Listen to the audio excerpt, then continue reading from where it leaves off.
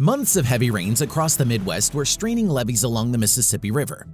On July 16, 1993, residents of Quicy, Illinois had come together to shore up the levees on their stretch of the river, piling up sandbags in a last-ditch effort to save their town from the massive flooding that had already sent deluges into other towns upriver. It was no use. That night, the levee broke. Water cascaded from the river, flooding 14,000 acres of land, destroying dozens of homes, and caused the gas station to explode into flames. The reported cause of the breach? A career criminal who just wanted a party. Oh yeah! Welcome back to Weirdly Interesting. Today, we're exploring the controversial investigation and incarceration of James Scott, a man serving life in prison for causing a catastrophe. The Great Flood of 1993 was one of the worst floods in U.S. history. The flooding along the Mississippi caused some $15 billion worth of damage across 9 states, led to 47 lives lost, and the damage or destruction of more than 50,000 homes. Above-average rainfall from 1992 into 1993 caused the Mississippi to rise more than 9 feet higher than normal in some sections. And starting in April of 1993, a chain reaction occurred. It started in the north, and from April to October, levee after levee along the river began failing. The most severe flooding occurred across a 500-mile stretch of the Mississippi between Cairo, Illinois and Minneapolis, Minnesota, as well as a 400-mile stretch along the Missouri River between Omaha and St. Louis. By August, the Mississippi River was flowing at 6 times its normal speed, with more than 1 million cubic feet of water rushing down per second, the highest rate recorded in the last 150 years. It was a catastrophe. Yet for officials in Quicy, Illinois, the failure of their levee was chalked up to one man, James Scott. On July 16th, residents and Army Corps workers were scrambling to hold back the mighty Mississippi.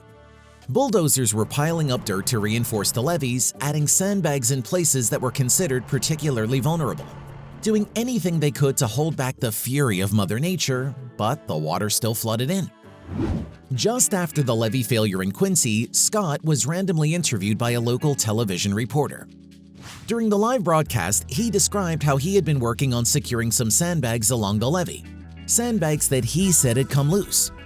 He tried his best to stop the waters from breaking through and had apparently warned workers nearby of the problem.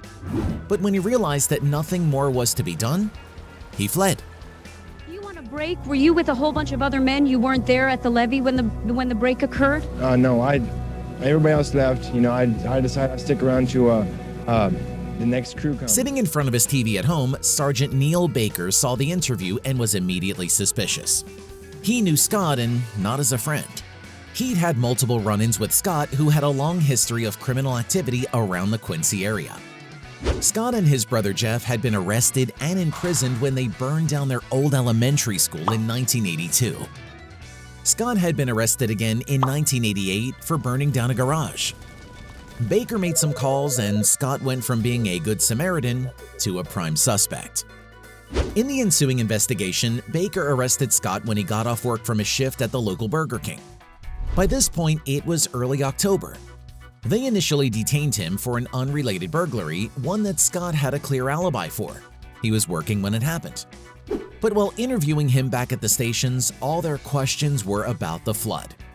Scott basically repeated what he said to the TV interviewer, adding that he had pulled out 4 sandbags from one section of the levee and moving them to a spot he thought needed them more. After a few hours and a couple cigarette breaks, he was released. There wasn't any clear evidence to keep him.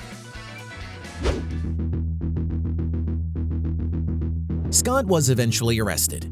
Because the flood had affected both the Illinois and Missouri sides of the Mississippi, the case wound up being a federal one. He was tried for the Missouri crime of intentionally causing a catastrophe. It was an obscure law written in 1979. No one had ever been charged or convicted of the crime. James Scott would become the first, and up until the making of this video, the last. Missouri case law defines intentionally causing a catastrophe as someone who knowingly causes a catastrophe by explosion, fire, flood, collapse of a building, release of poison, radioactive material, bacteria, virus, or other dangerous and difficult to confine force or substance. and where death or serious injury to 10 or more people or substantial damage to 5 or more buildings occurs. Since no one lost their lives due to the Quicy levee break, the damage to buildings and property was apparently enough to convict Scott. And the sentence? Life in prison. James Scott was handed life in prison, serving more than most big-time felons, for something that there wasn't any direct evidence of him doing. Scott was convicted despite testimony from 2 experts during a trial who were convinced that the West Quicy levee was bound to fail anyway. 11 or 12 other levees had already failed upriver, and it was just a matter of time before the next one failed too. One of the experts, Dr. David Hammer, was a soil scientist and engineer who worked at the University of Missouri. He testified that there were 6 conditions under which a levee could fail, and that the West Quicy levee met all 6 of those conditions.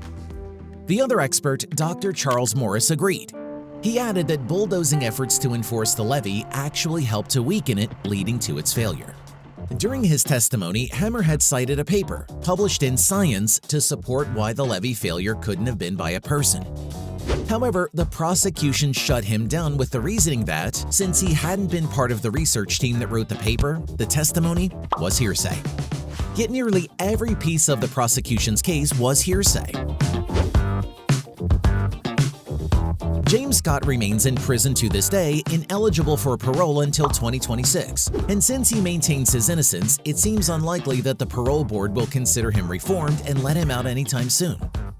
If this whole thing seems a bit fabricated, seems like the scapegoating a career criminal based on circumstantial evidence of a few unsavory witnesses, who said they heard James Scott say a few things about causing the levee breach because he wanted a party.